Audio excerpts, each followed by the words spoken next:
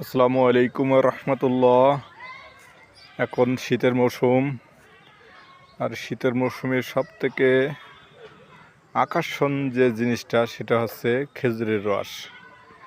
এই যে মাত্র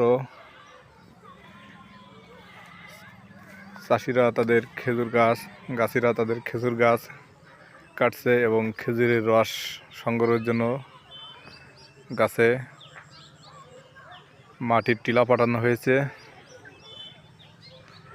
প্রত্যেকটা গাছ এখনো ছোট ছোট। এরপরও সকালে গাছি ভাইরা রস সংগ্রহ করবে।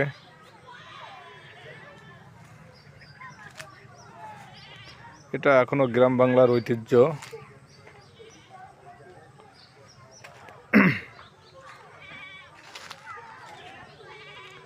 এই গাছগুলো থেকে রস সংগ্রহ করবে সকালে। এখন পড়ন্ত বিকাল, একটু আগে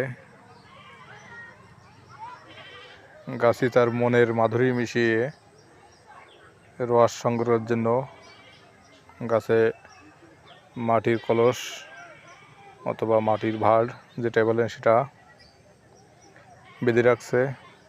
ইনশাল্লাহ সকাল হলে এই রসগুলো সংগ্রহ করা হবে।